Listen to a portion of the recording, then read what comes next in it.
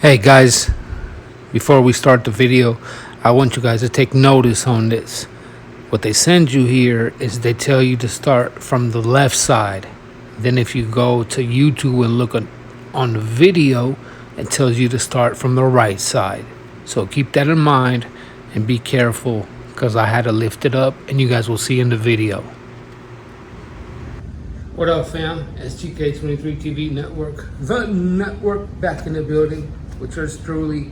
As always, before I get started, P.A.B, peace and blessings to everybody that's tuned in. Wish you guys nothing but the best.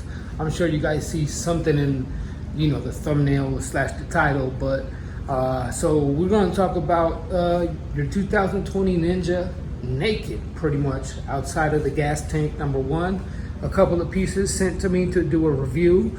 Why this is going to be the custom Sgk23 ZX45R with the engine build and so on and so on. And yeah, as always, peace and blessings. Stay safe, ride safe.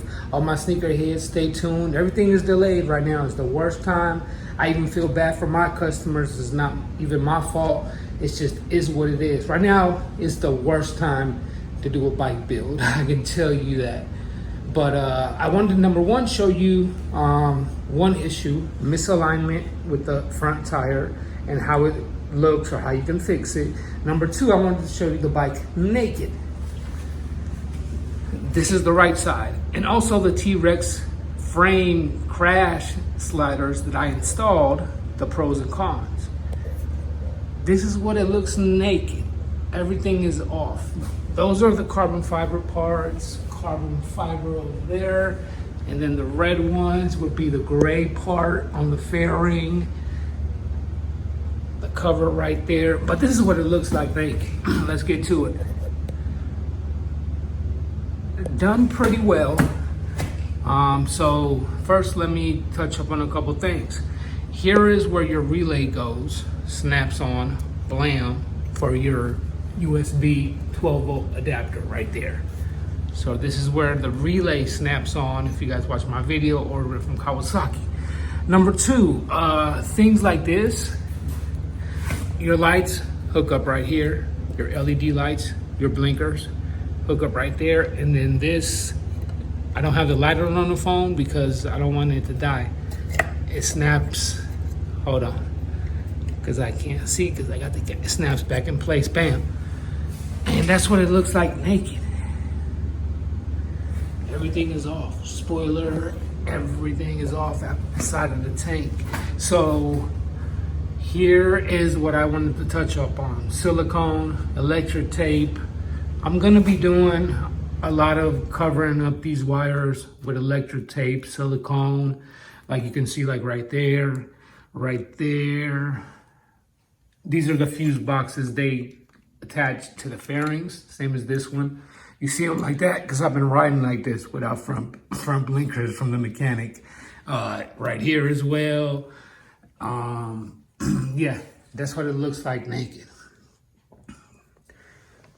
I pretty much put all the bolts and nuts back where they go, so nothing too crazy. I am missing this one for the radiator up there, and this one for the radiator, which is a 7 black joint.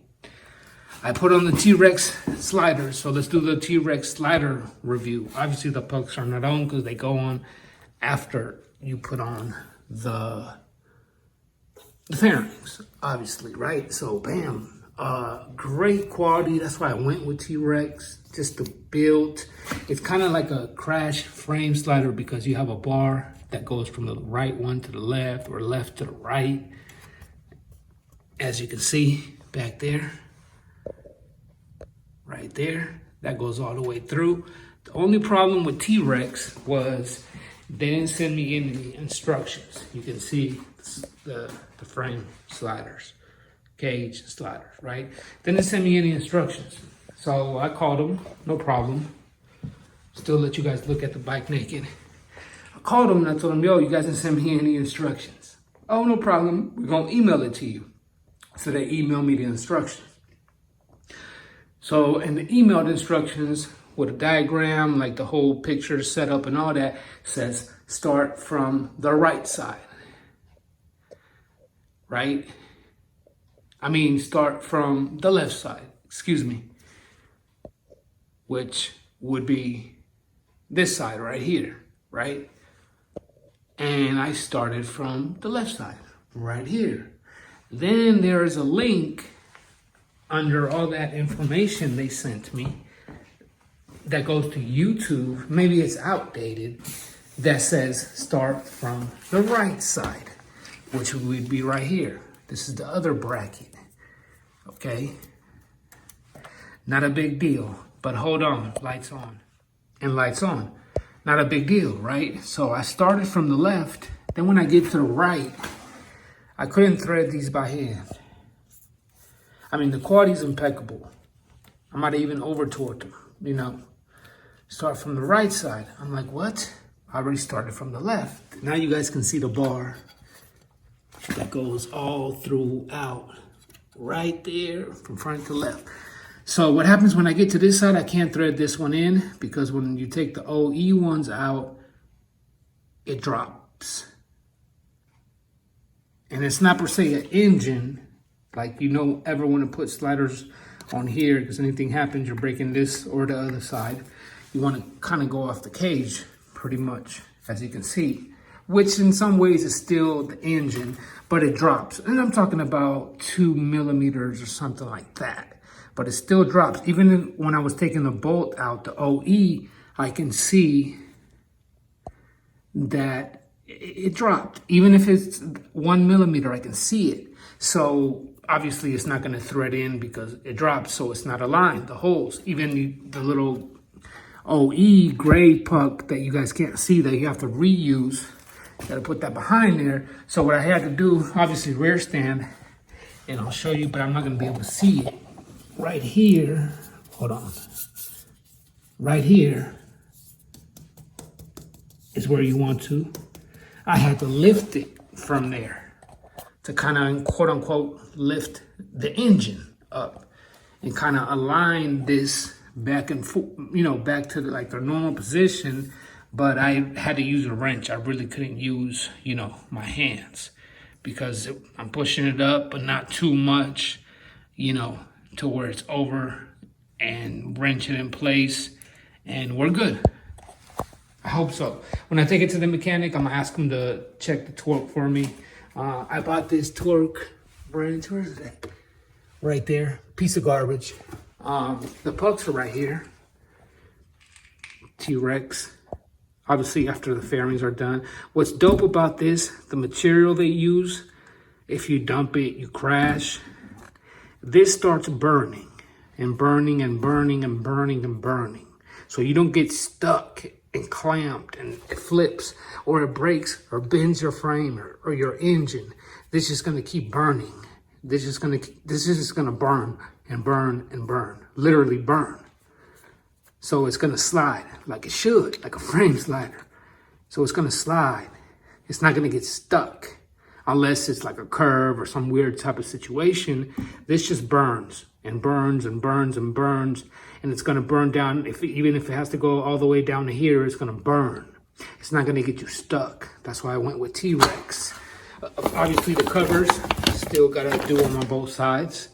We just want to get all the engine done first. The fairings are right there. This is what I want to get carbon fiber red on both sides. There's the other one, outside of other pieces to match. The candy blue Impact Tech sub cage is going right here. Still waiting on them. The blue reservoir for the rear brake right there. I did put on some, you know, we starting to do little things that can be done. The oil cap for Driven D. That looks pretty wavy. This dope Puge reservoir cover, CNC. It kind of has like a carbon fiber feel, diamond type of look with the red. That looks awesome. These Driven D axis grips are horrible. I'm sorry, just horrible. I was riding with this stuff. It wasn't snapping back because it was gripping. I just kind of fixed it and had to leave this like loose. You know what I'm saying? the seats. So the bike pretty much, I don't want to, so it's a good thing that the fairings might take a little bit of long time and the carbon fiber, because I want to get everything out the way right here and not have to take the fairings off on and off 20 times. So the mechanic ones drove it like this. Feel me? Not recommended. Oh yeah, I also put this on. Hopefully it works. Meaning it doesn't break or anything. I needed that padding on the kickstand. CNC, pretty dope, but I had to finesse it a little bit, as you can see, because it wasn't an exact fit per se as advertised. So hopefully when I set this down, the bike doesn't dump or nothing. Also, this was squeaking a lot. I just put some grease back there, did this about 10, 11 times, and now we're back to A1. Feel me? That's why I would love to wash the bike right now. Use all of that stuff up there, right here. But first I gotta make sure all these wires are covered, protected, silicone, electrical tape, so on and so on, right? So, with the mechanic, what I just don't really feel comfortable in this heat, number one, gotta sell some more sneakers, number one. Obviously the spacers, the sprocket, the chain, boom, boom, sprocket, spacer, chain, maybe 2 up, 1 down, maybe just keep it OE, I don't know. All the rest of the engine work, which is pretty much putting a 600 type of tune-up into this 400 at the end of the day, right? So mechanic, sprockets, chain, the brake lines, ABS, all that, because it's under the tank and all that, and I don't really feel comfortable, never done anything like that. So might as well get it to the mechanic, sprockets, chain, obviously the spacers, might as well get that done. The brake lines, have them aligned. The issue right now, so the front wheel is not aligned, if you can see. Right there, you can see. See what I mean? It's not aligned. Right there. And so if we look at the mark, right there, that's the line right there, or center. And as you can see, the wheel is towards your left, my right. Feel me? So the issue with that is, I'll show you right now. There's a little block off right there that when you turn, it hits. See? It hits right there. That hits and it stops it from going any further, even though maybe we need it to be about here. But this one's still hitting. It's not touching the tank. If I do it this way, this one hits the tank. So we got the tire misaligned. It's not aligned properly, which should be real easy. It shouldn't be crazy. All they have to do is loosen these up, torque them to spec, align these, push them up and down a little bit, and align the wheel, doing sprockets, chain. Might as well, you know, take care of your boy and don't rip me off. Got the KRT green radiator cover. That's why most likely I'm gonna do KRT green brake lines to throw off the candy blue, pretty much the rest solar reddish, you know, black, white, silverish carbon fiber. KRT green, or I might do red or might do blue.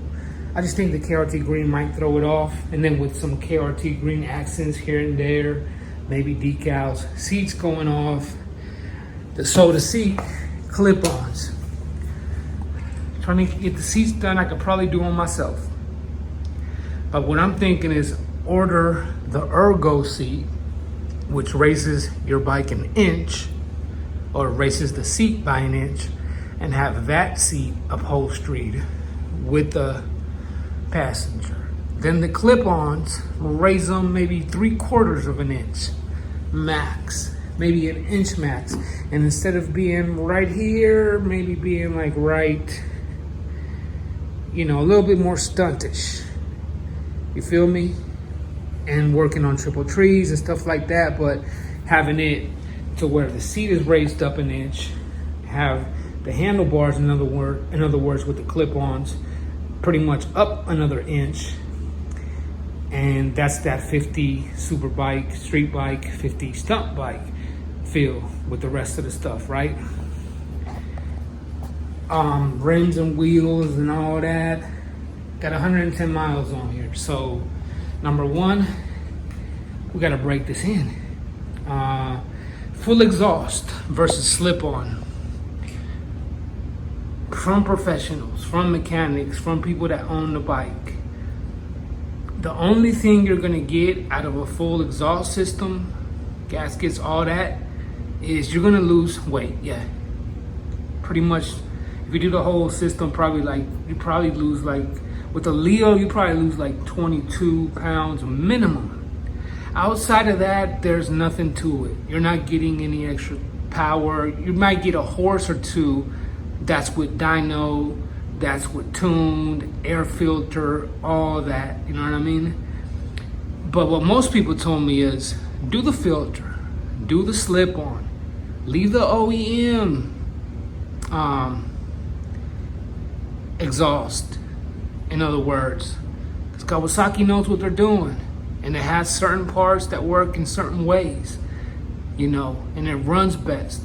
But I like the weight savings, but I'd rather kind of be, you know, OG with it in a way. We can save weight in other areas. So again, I still don't know. Giveaways. You feel me? But again, right now, I just want to get the bike aligned, do the chain, do the sprockets, do the brake lines, fix anything that's not on point. Because the dealership is whack, meaning grease things, lube things, tie things up, Loctite things, you know, all that stuff that when you take it apart, you found out, wow, they didn't grease the axle, they didn't grease the sprocket, you know, things of that nature. So again, number one, I'm not putting the slip on or doing anything like that until 600-700 miles, till the bike's broken in, number one, and then we can flash it again and get it tuned for what it is. So if they're gonna lift up the tank to do the brake lines, might as well have them put the filter in there. But it's a little too early with 110, 100 and maybe 50 miles by the time I get to that. Feel me? So, you know, hopefully the mechanic lets me record for the YouTube video, bring them business at the same time, record the process of what he does, record the process of what I do. You know, again, some things I don't trust people with my bike, but I don't have all the tools, the specs, and the heat is crazy. If I was in a garage with AC and all that, I can connect the laptop, put the service manual on, not be sweating, the camera won't cut off, no problem.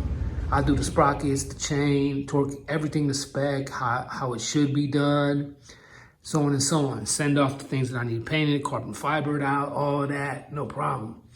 But in this heat, it's crazy. And I'm not trying to wait till October, late October to start on this stuff. But in a way, it's good because I have time for people to, you know, get the fairings, the carbon fiber, the painting, the touch-ups. And yeah, fender eliminator again. CNC built, powder coated, black, kill all that. The shorty mirrors, pretty much the 300s. This right here, Synth, I'll do a review. What's cool, it has, you know, the mirrors have one for each one. The plastic, a lot of nuts and bolts, one for each one. So one goes under the windscreen and the other one goes over the windscreen in between the mirrors. Bam. So you got that tension, no vibration, nothing. Shorty mirrors. Fender eliminator. This is the Vagabond right here. So what you're doing is you're putting this right there, but imagine it up all the way and look all you save. And this is straight plug and play. Meaning right here is your license plate light. That right there. And if you don't want that, don't put it there. Right here goes your left blinker, right here. Right here goes your right. Your license plate goes right there. Only difference is when this gets put on down there, you can see these are attached about here, the blinkers, right? When this goes on, they're attached a lot further. So these don't end up coming out to here. They probably end up coming out to about here. So for you guys that don't want to weld, solder, get too crazy, straight up plug and play, meaning disconnect was there, bolt is on, and replug it.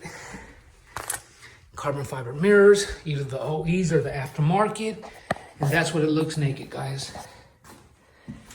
And you guys can get an idea. From swing arms to chains, engine work. Already put 600-700 into the engine work, you know. I just want to silicone and touch up a lot of the wires that are open and mark them for what they are for future references. The only thing that I haven't been able to find is the idle control, where you kind of twist the idle and bring your idle down. I have the reservoir for this, matching the oil one. So it's gonna have that, it's pretty much gonna be, you know, that fluorescent solar red with blue hits and green hits here and there. I got some dope lighting things that I'm doing, but one thing at a time. And right now is a very, very bad time to be trying to build a bike without a lot of plugs or hookups. But that's what it looks like naked. Anybody wondering? Again, it's, you know, simple. That's where the relay goes. Your radiator. Here goes your throttle. So you obviously adjust it up there, but if you ever need to, you adjust it right here, just like you would adjust this, or just like you would adjust the other side, you know. And the T-Rex lighters are on. You know, the bike, the front wheel, we need to get that aligned. You see the T-Rex joints that are on point. Once the frame goes on, we put the pucks on. Then that blue is gonna match that candy blue sub cage stuff. Black out the, you know, the LEDs in the front, the rear black out, the custom seats. That's just some of the work that by this time next year, hopefully it'll be done. A lot of savings, a lot of hard work, and selling a lot of my sneaker collection. But hopefully you guys appreciated this video. Hopefully guys, you got that understanding of what I'm trying to do with a bike like this, which is the perfect bike for a project bike, for a beginner project bike, and to pretty much turn it into a 600cc as far as torque, as far as power, front and back, and all that good stuff. Yeah, you gotta put some money, but why wouldn't you just buy a 600? Well, what's the fun in that? You feel me? What's the fun in that? And I love these Ninjas. They're just dope. Obviously, the money is expensive. We gotta save the suspension, you know, 600, 700, 800. Rear sets, hopefully Light Tech, that's 700. You know what I mean? It costs money. So you gotta save, you gotta cut down if you wanna do stuff like this. You know what I mean? And stacking up the parts, they're inside and they're gonna keep coming. But until all the engine stuff, you know, until everything is done that we don't need the fairings on is done, we're not putting any fairings on. So that's a good thing in a way, so I can figure out the carbon fiber parts, the painting, the wrapping, the prices, whatever. I got a Cutlass on Dayton's painted for $300 at a place called Pops out here. They sell rims, next door they paint cars. A whole Cutlass got it painted green on D's for $300. How much can they charge me to paint the upper left and right fairing? Obviously, candy, wet, and all that. But how much can you charge me? More than a car? We'll see. But that's what it looks like naked. The T-Rex, the carbon fiber parts, the fender eliminator, the shorty mirrors, and kind of letting you guys know what I'm doing with it. The kickstand joint, the reservoir joint, the oil cap joint, little things that I can do that's not gonna mess with anything. So everybody stay up, peace and blessings, stay safe, ride safe. Sneaker reviews coming, more bike unboxing reviews coming, and hopefully we get to the building series where shit gets start to put on live. And until then, I'll catch you tomorrow or the next day. Everybody stay up, P.A.B.